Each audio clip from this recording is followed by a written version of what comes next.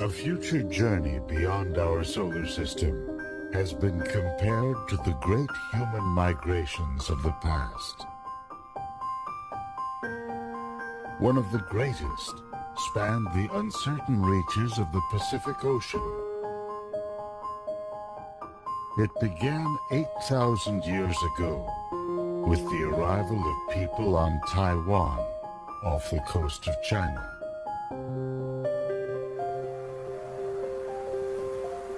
By around the year 1200 AD, their Polynesian descendants arrived at their furthest point, Easter Island.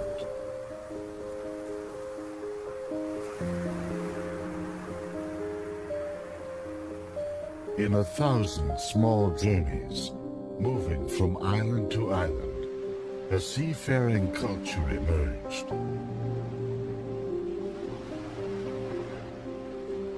What are the Tongas, the Fijis, and Easter Islands of the future? Astronomers are now searching in the near regions of our galaxy. They have identified 3,841 planetary candidates. Nearly 1,100 have been confirmed. The vast majority are Neptune or Jupiter-sized planets that orbit close to their parent star. By one recent estimate, based on data from the Kepler Space Telescope, our galaxy has 9 billion stars with planets roughly the size of Earth, with conditions that could support life. The nearest possibility is a 3-star system called Alpha Centauri at 4.37 light-years away. It's the brightest star in the southern constellation of Centaurus. Proxima Centauri, a red dwarf, is the closest of the trio, but so far no planets have been detected. Alpha Centauri A is slightly larger and more luminous than our own Sun, while B is slightly smaller. A team of European astronomers working at the European Southern Observatory in Chile recently detected a subtle wobbling in the light of B. It could be a sign of tugging from a planet's gravity. If a planet is there, it literally hugs its parent star, with an orbit that's even closer than Mercury is to our Sun.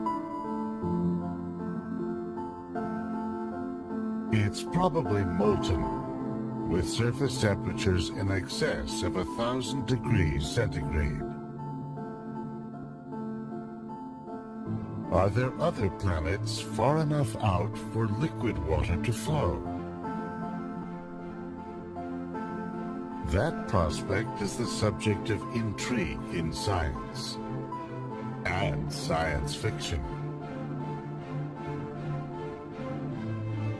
Alpha Centauri is the fictional location of Polyphemus, a giant gas planet, and its moon Pandora, from the movie Avatar.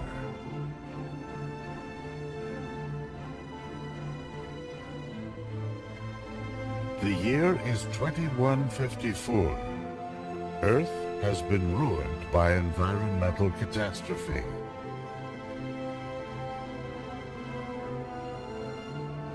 Greedy prospectors board the hybrid fusion antimatter spaceship, Venture Star. They descend on an innocent hunter-gatherer people called the Na'vi. Could such a place exist this close to home?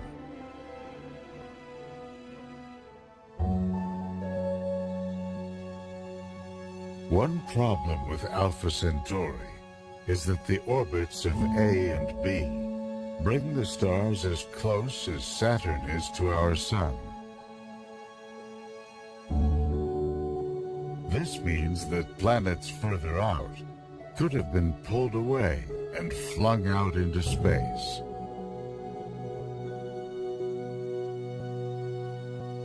For this reason, Alpha Centauri was not a high priority for planet hunters. That is, until similar examples turned up, such as Kepler-16. 16b is a planet that orbits two stars, which in turn orbit each other.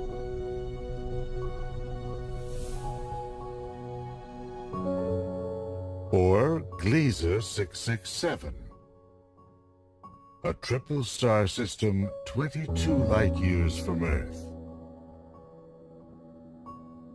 667c is a red dwarf, one-third the mass of our Sun, with 6 planets in its fold. 3 of them, small enough to be called super-Earths, orbit at a distance that could allow liquid water to flow on their surface. That opens the possibility that planets may have survived in the Alpha Centauri system. For now, that question is on hold. The orbits of Alpha Centauri A and B have brought them too close for astronomers to resolve the signal of a planet. When they move apart again, astronomers will have new tools at their disposal, including the James Webb Space Telescope, now set for launch in 2018. From a position 1 million miles away from Earth, it will deploy a sun shield the size of a tennis court and a mirror over 21 feet wide. Astronomers will use this telescope with its infrared light detectors to discern the chemical composition of planetary atmospheres.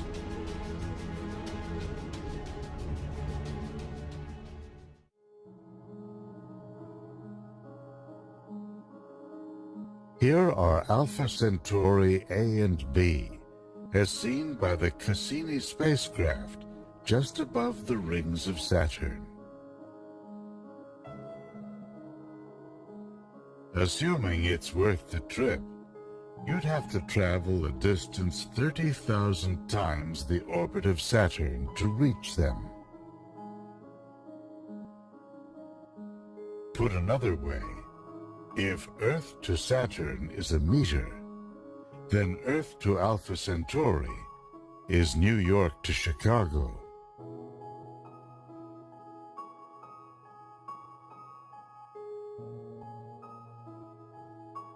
To put the journey into perspective, consider Voyager 2, now on its way out into the galaxy. After a series of gravitational assists from Jupiter and Saturn, the spacecraft is traveling at about 62,000 kilometers per hour. If it were headed in the right direction, it would need another 73,000 years to reach Alpha Centauri.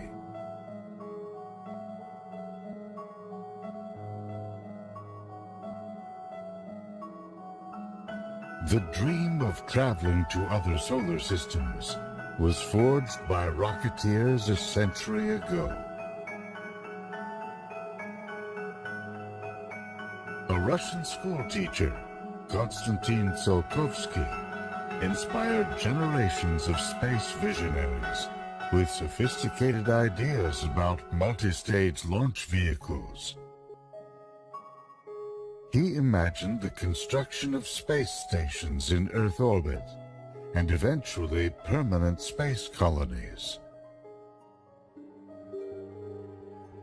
Someday, he predicted, we'll evolve into a whole new species, Homo cosmicus.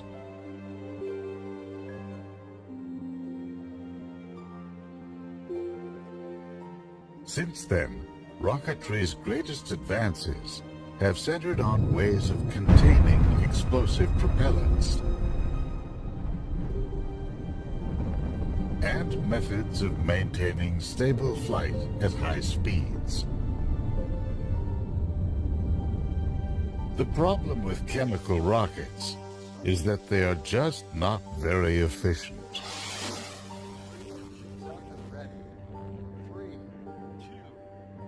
To reach the speed needed to escape Earth's gravity, 25,000 kilometers per hour, the space shuttle carried 15 times its weight in fuel. A NASA study showed that to send a shuttle-sized craft to Alpha Centauri in 900 years would take an unbelievable amount of fuel, 10 to the 137th kilograms worth. That's more than the entire visible universe. There are several promising advanced propulsion concepts on the drawing board, including fuel-efficient plasma engines, which accelerate a spacecraft gradually to high speeds. It won't get us to Alpha Centauri in anything close to a human lifespan. To go that far and that fast, a pre-Apollo project called Orion called for a series of controlled nuclear explosions to propel a spacecraft to high speeds. The project died amid concerns about the impact of nuclear explosions on the environment. Back in the 1970s, a group of scientists unveiled designs for Daedalus. This giant fusion-powered craft would have had to carry 50,000 pounds of fuel. The plan was to accelerate to 12% the speed of light and reach a nearby star in 50 years. Other plans have included ramjets with vast magnetic fields that scoop up a fuel supply of hydrogen ions, or solar sails powered by the solar wind and by lasers stationed along the way. Then there's the rocket of choice in science fiction, powered by the most potent fuel in nature, antimatter.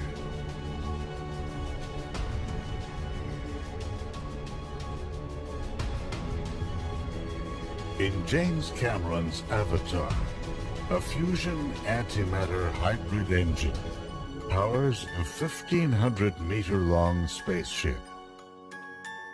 It makes the journey to Alpha Centauri in just 6 years. Antimatter consists of electrons and protons, but with their electrical charges reversed. Whenever it comes into contact with normal matter, the two annihilate each other in a ferocious blast of energy. Only trace amounts can be found in the universe today. For example, in the high-energy environments of black holes.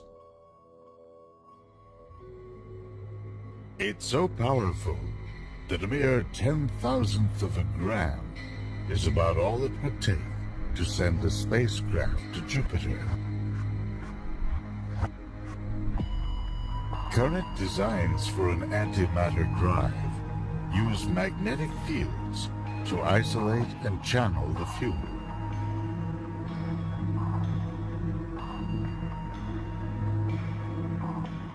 The idea is to merge a stream of protons with a stream of its antimatter opposite, antiprotons. A magnetic field pinches or compresses the combined streams into a narrow beam.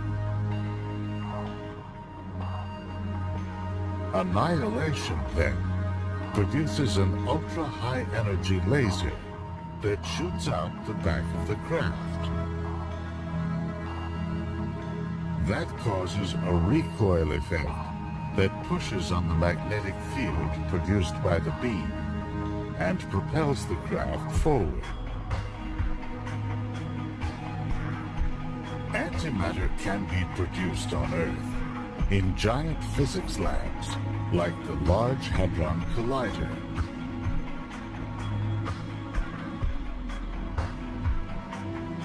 Here, scientists accelerate atoms to nearly the speed of light and blast them together to release their fundamental constituents.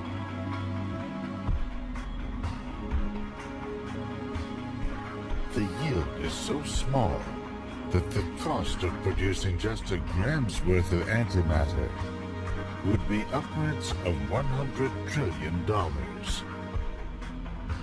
And the stuff is so volatile that storing more than a few atoms at a time remains a significant challenge.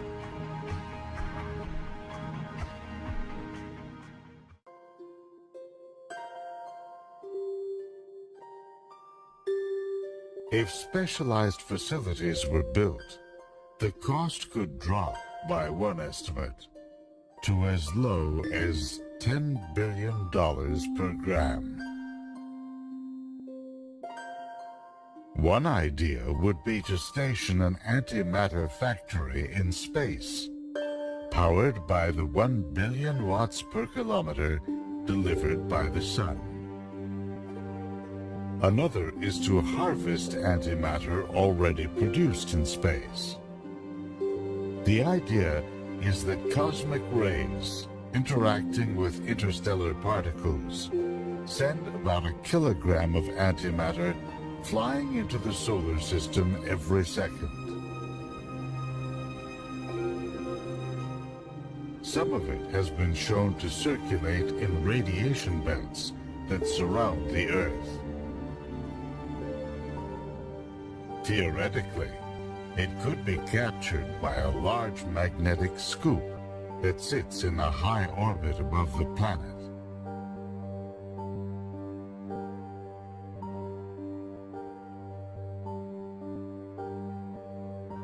Short of traveling to another solar system, there may be good reasons to develop antimatter propulsion.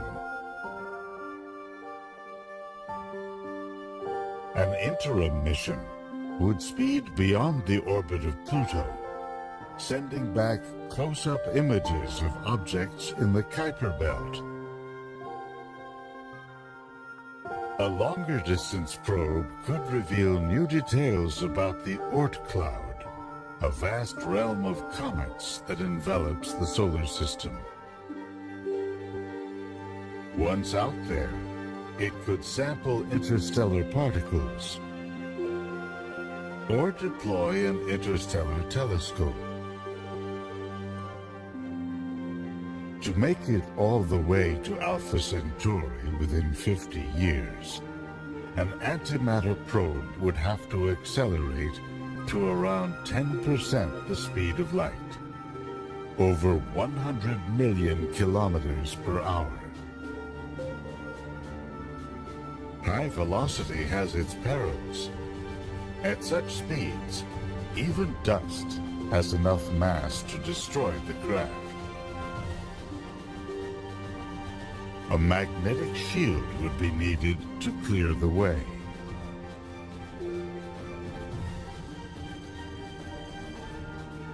If it could be done, there may be other destinations to consider. At least 22 stars within 12 light years of Earth.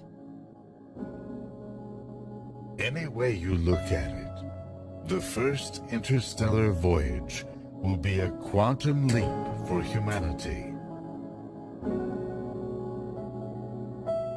The urge to reach out to distant horizons, to climb the highest peak, is a vital part of human nature. But explorers of old set off not just because it was there. At times it was greed, hunger, fear, and despair that propelled them from their homelands and allowed them to endure their long journeys. What imperatives will send future generations into space? To the physicist Stephen Hawking, it's a question of survival. I don't think the human race, he said, will survive the next 1,000 years unless we spread into space. There are too many accidents that can befall life on a single planet. We can't foresee the impact of wars, social upheaval, or the course of human civilization in coming centuries. But an early context for the mission may be emerging now. On one hand, the technological advances that might make such a mission possible could revolutionize many other aspects of life on this planet. The ever-increasing number of transistors that can be placed inexpensively on a computer microchip has become a metaphor for the advance of technology. Some observers forecast a steep rise, even an acceleration, in the pace of invention and basic research, and for whole new solutions to the problems of energy, food production, health, and more. In addition, despite the daily drumbeat of violence and war, we are actually living in one of the most peaceful eras in human history. Over the centuries, the number of people killed in battle has steadily dropped as civilizations evolved. With 2 world wars, the 20th century was pretty bad, but the 19th was even worse. In terms of deaths per 100,000, from war, genocide, murder, and other factors, the world is relatively calm. On the other hand, major periods of scarcity and suffering may loom. The last century saw the world's population grow from less than 2 billion to nearly 7 billion today. It may reach 9 to 10 billion by the year 2040.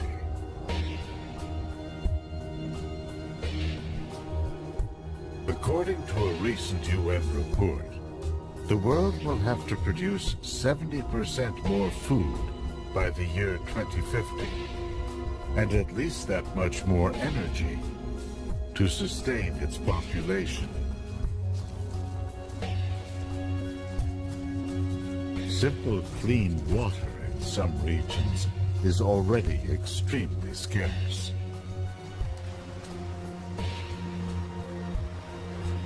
Now throw in environmental impacts like rising sea levels, or the spread of deserts linked to a gradually warming climate. No matter how you look at it, our world is changing in ways that will impact the way we live and relate to each other. Will technological advancements allow us to halt the degradation of our natural environments and increase the carrying capacity of our planet? Will we find ways to mitigate the effects of war, natural catastrophes, or political upheavals?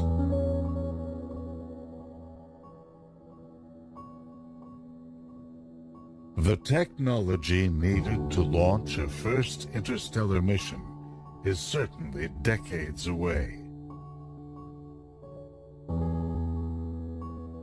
The actual journey could take centuries.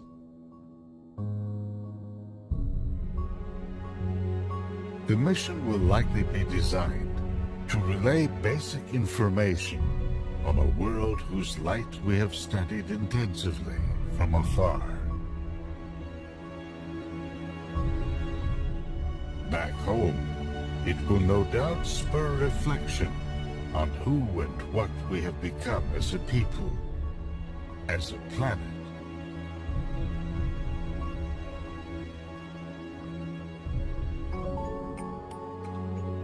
As our cosmic emissary makes its way across the void, we on Earth will continue to struggle in our pursuits of happiness, prosperity, and mere survival.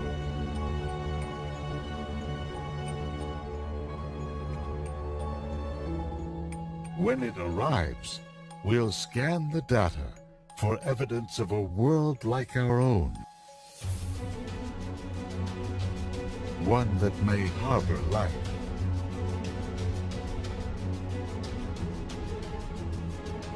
Will we come to explore and expand our knowledge?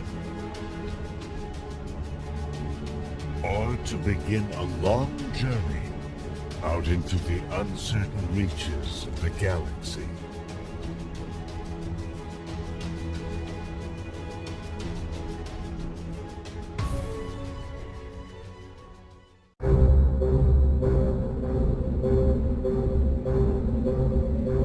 The year is 2154.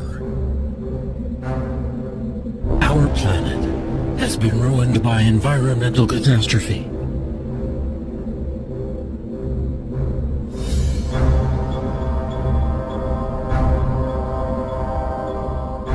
In the movie Avatar, greedy prospectors from Earth descend on the world of an ancient hunter-gatherer people named the Na'vi.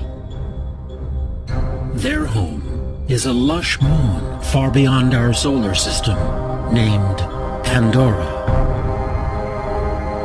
Could such a place exist?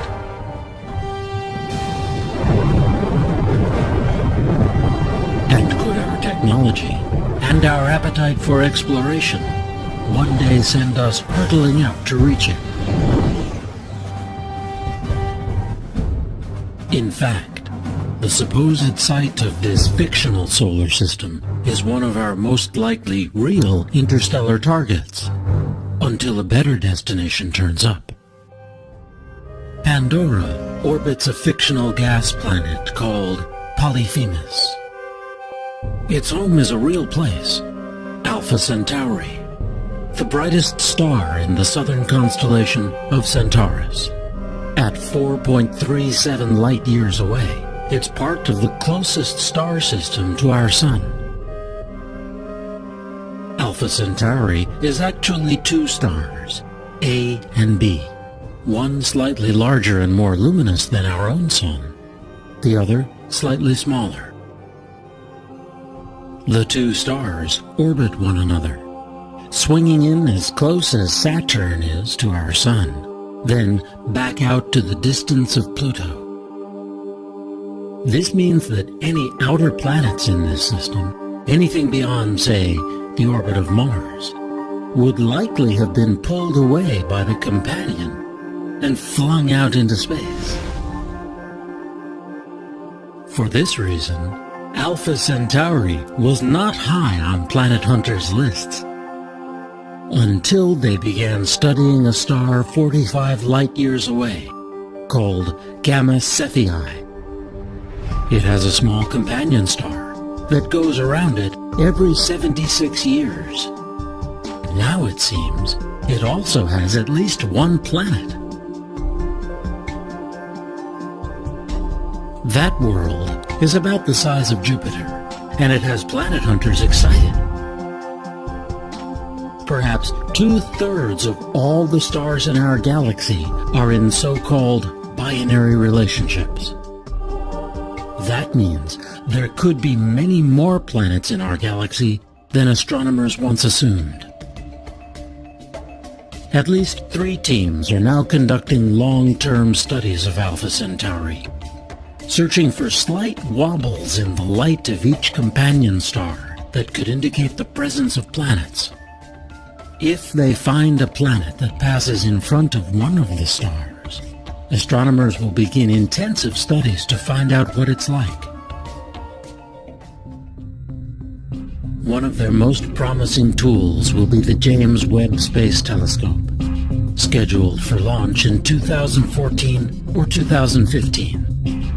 From a position 1,000,000 miles away from Earth, it will deploy a sun shield the size of a tennis court and a mirror over 21 feet wide. The largest space telescope ever built, it will offer an extraordinary new window into potential solar systems like Alpha Centauri. With its infrared light detectors, this telescope will be able to discern the chemical composition of a planet's atmosphere. And perhaps whether it harbors a moon like Pandora. One prominent planet hunter predicted that if a habitable world is found at Alpha Centauri, the planning for a space mission would begin immediately. Here's that star duo seen by the Cassini spacecraft just above the rings of Saturn. To actually get to this pair of stars, you'd have to travel as far as the orbit of Saturn, then go another 30,000 times further. Or put another way, if the distance to Alpha Centauri is the equivalent of New York to Chicago, then Saturn would be just 1 meter away. So far, the immense distances have not stopped us from launching missions into deep space. In 1977, the twin Voyager spacecraft were each sent on their way aboard Titan III Centaur rockets. After a series of gravitational assists from the giant outer planets, the spacecraft are now flying out of the solar system at about 40,000 miles per hour. They're moving so quickly that they could each whip around Earth in just 45 minutes. Twice as fast as the International Space Station.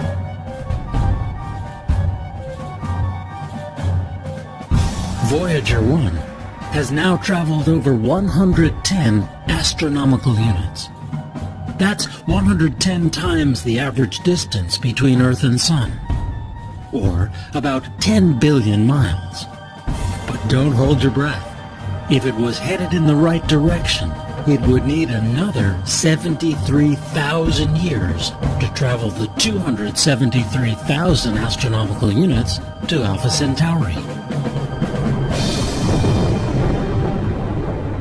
When it comes to space travel, we've yet to realize the dream forged by rocketeers a century ago. A Russian schoolteacher, Konstantin Tsiolkovsky, inspired generations of space visionaries with sophisticated ideas about multi-stage launch vehicles.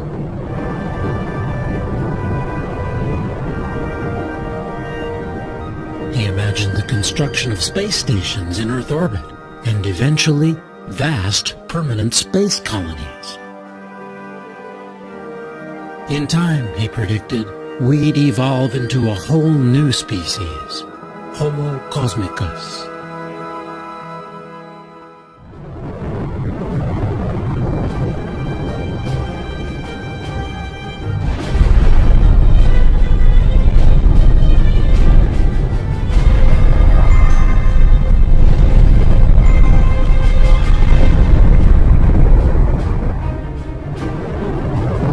Since then, rocketry's greatest advances have centered on ways of containing explosive propellants and methods of maintaining stable flight at high speeds. The problem is that chemical rockets are just not efficient for long-distance space travel. To reach the speed needed to enter orbit around Earth, 17,500 miles per hour, the space shuttle must carry 15 times its weight in fuel, and that's efficient compared to some other rocket systems. And you'd need to be traveling more than 25,000 miles per hour to break free of Earth's orbit and go anywhere else.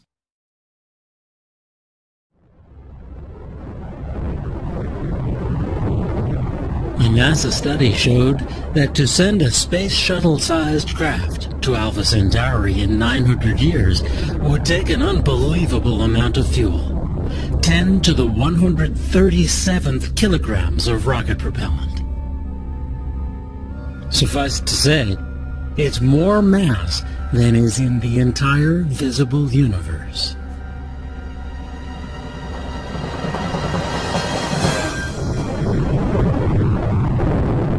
While only a very tiny percentage of NASA's budget goes to advanced propulsion, there are some promising ideas on the drawing board. Rockets powered by nuclear fuel, or plasma, a supervolatile gas. Huge sails pushed along by the pressure of photons from the sun. Ion drives. But to reach Alpha Centauri within a human timescale, we'll have to go with the most potent fuel in nature that we currently know. It's the science fiction fuel of choice, antimatter.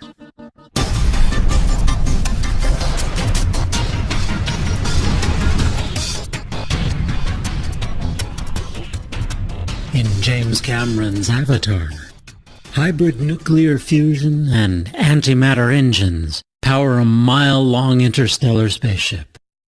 At a speed of 670 million miles per hour, this vehicle makes the journey to Alpha Centauri in just 6 years. Antimatter really does exist, as the mirror image of the universe we know. It consists of electrons and protons, but with their electrical charges reversed. Whenever it comes into contact with normal matter, the two annihilate each other in a ferocious blast of energy.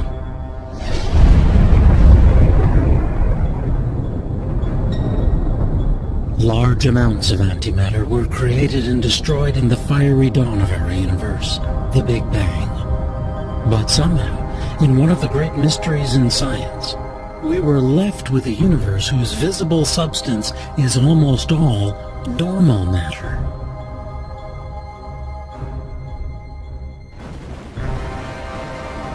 The universe still produces antimatter through powerful collisions, such as a jet from a black hole slamming into a cloud of gas.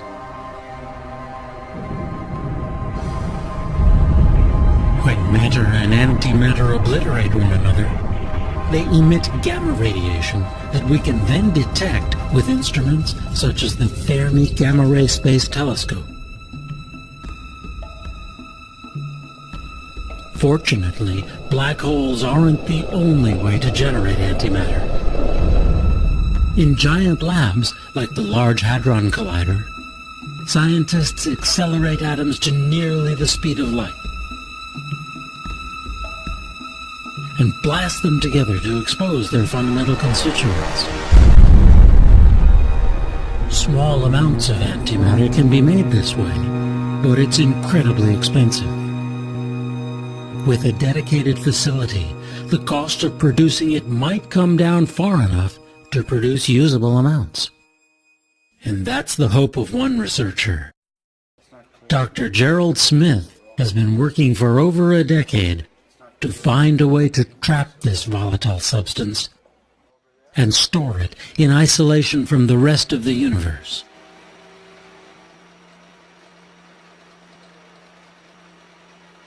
Smith and his colleagues have designed a trap the size of a cigar case.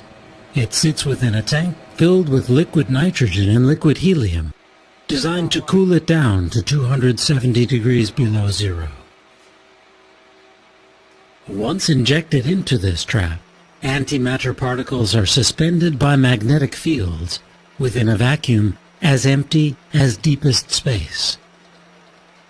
But the problem is that anti-electrons, called positrons, tend to repel each other explosively. That makes it tough to store more than a few at a time. This team now believes it may have discovered a pathway to storing large amounts over longer periods of time. Their solution lies in combining positrons with electrons, forming an element called positronium. In theory, with the right magnetic fields, these electrically neutral atoms might be held indefinitely. When released under controlled conditions, ultra-high energy antimatter beams could turn out to be ideal cancer killers, or lead to revolutionary industrial applications. Or perhaps one day, they could power long-distance spaceflight. It wouldn't take much. Antimatter is so potent that it defies common sense. A chunk the size of a small coin could propel the space shuttle into orbit. Smith estimates that once in low Earth orbit, a human mission to Mars would take as little as 10 milligrams worth. The basic idea of an antimatter rocket is simple. A beam of positrons is released into the engine core, where it annihilates the surface of a metal plate. That creates an explosion that propels the craft forward. Another design uses a sail. A cloud of antimatter particles reacts explosively to its surface, propelling it forward.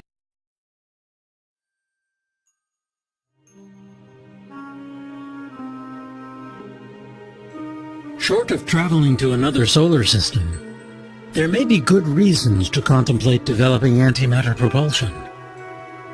A preliminary mission would speed beyond the orbit of Pluto, sending back close-up images of dark planet-like objects that ring the solar system out in the Kuiper Belt.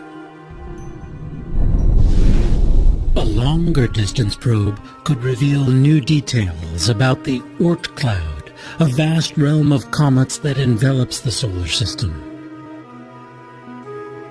Once out there, it could sample particles that make up the interstellar medium, or send back unique data sets on dark matter, the invisible stuff that makes up the overwhelming portion of our universe. To make it all the way to Alpha Centauri within 50 years, an antimatter probe would have to gradually accelerate to around 10% the speed of light. That's 67 million miles per hour.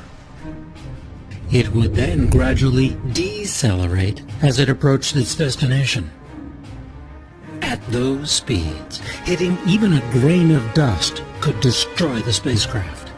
So it might be best to slow the journey down to a century or more.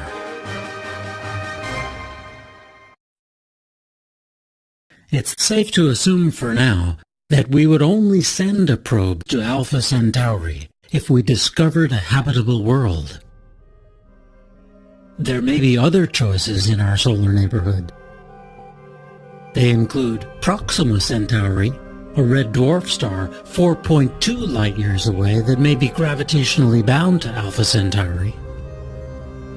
Beyond that, not quite 6 light-years away, is Barnard's star. Or there's Leland 21185, a red dwarf 8.3 light-years away. We already know it has 2 Jupiter-sized planets. There are at least 22 stars within 12 light-years of Earth. And any way you look at it, the first interstellar voyage will be a quantum leap for humanity. The urge to reach out to distant horizons, to climb the highest peaks, to push ourselves past our perceived limits, seems to be a vital part of what makes us human. Yet, explorers of old set off not just because it was there.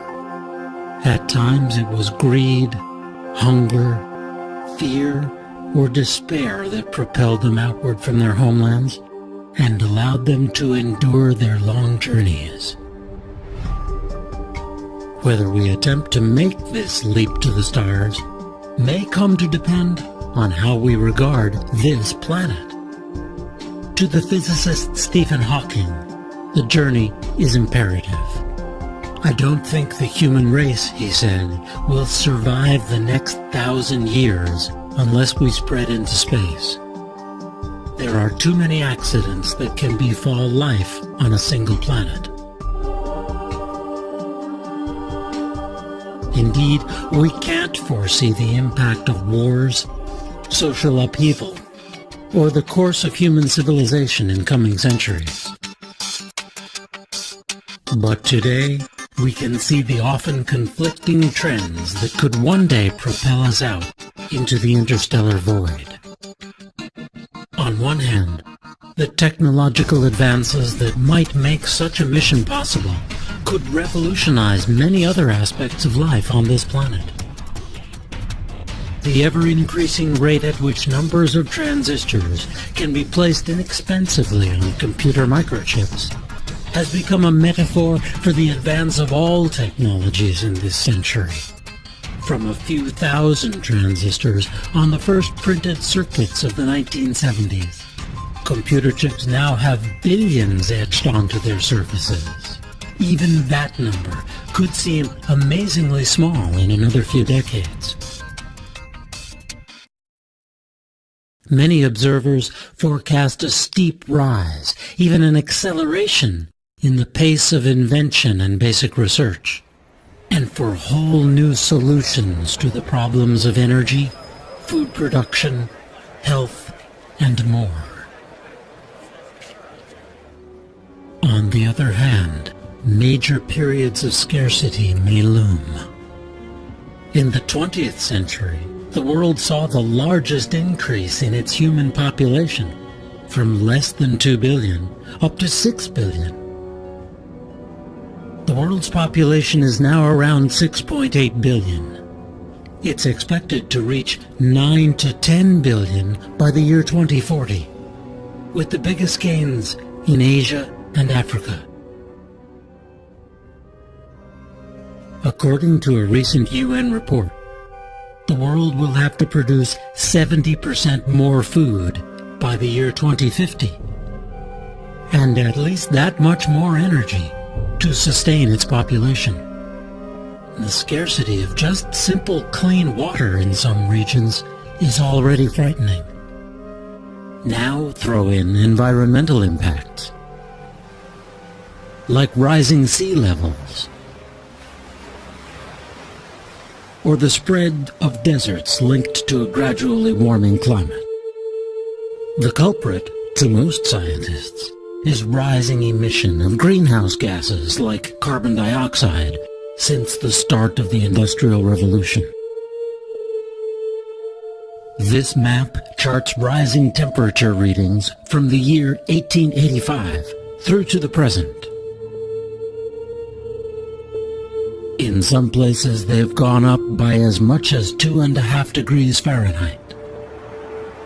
Computer models project the trend out to the end of this century. Depending upon population growth, energy use, and conservation, temperatures could rise anywhere from 2 to 11 degrees more. Will technological advancements allow us to halt the degradation of our natural environments and increase the carrying capacity of our planet? Will we find ways to mitigate the impacts of war, natural catastrophes, or political upheavals? No doubt, if or when we launch our first mission beyond this solar system,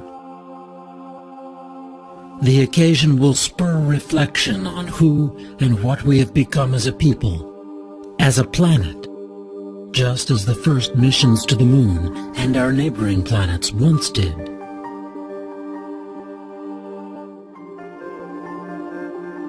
At first, we'll send a probe designed to relay basic information on what's there, on a world whose light we have only studied from afar. As this cosmic emissary makes its way across the void, we on Earth will continue to struggle in our pursuits of happiness and prosperity, or of mere survival. When it arrives, we'll scan the data for evidence of